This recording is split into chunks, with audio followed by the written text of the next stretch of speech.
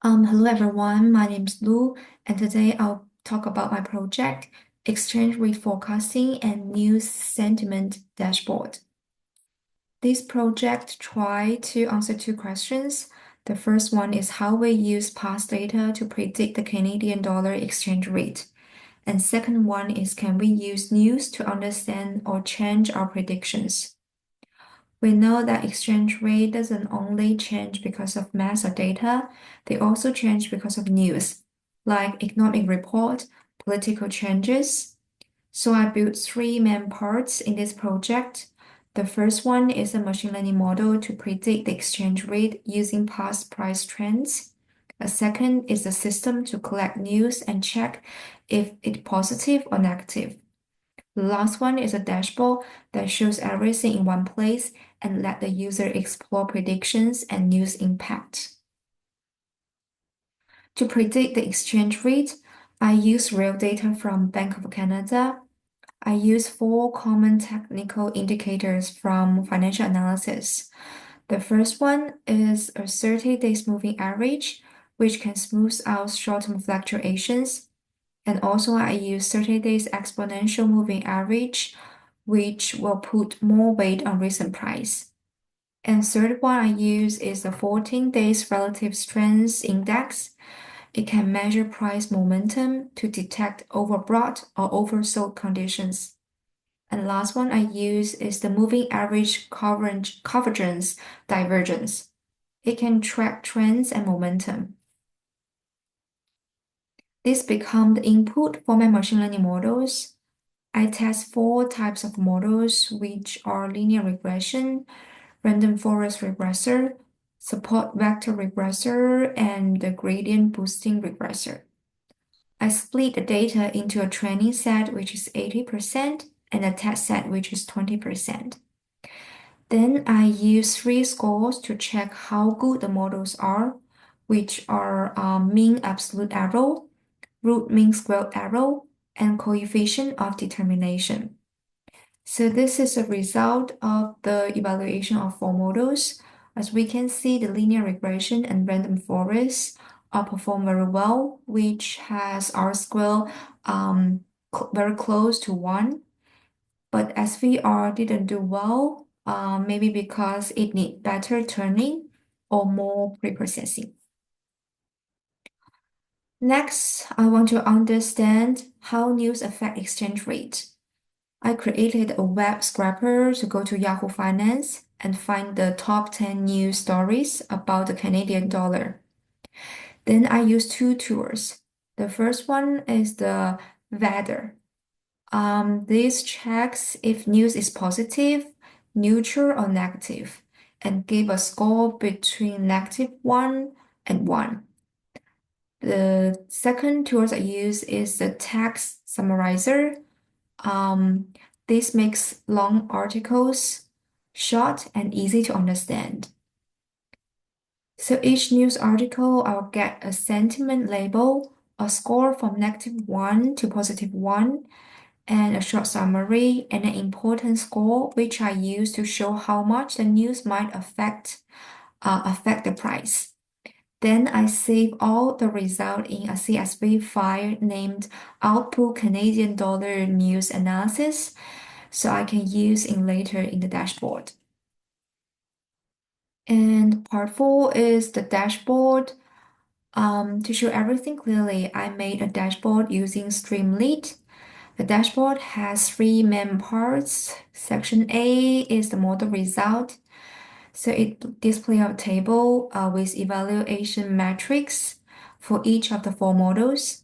And this gives user a quick snapshot of the model accuracy. So this is my dashboard, and this one is section 8. And section B is the prediction simulator. User can select a country ticket. Then it can view a simulated 30 days forecast for exchange rate from that currency. And also can see a line chart with predicted rates over time. Let's go to our dashboard. You can see this is the section B. And you can choose the country ticket here.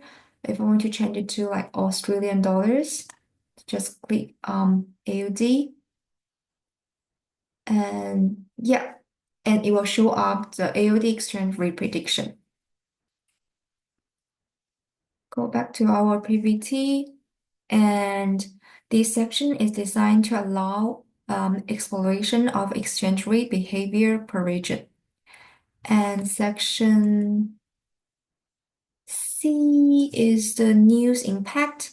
It displays a data frame of recent news article, including sentiment and importance score.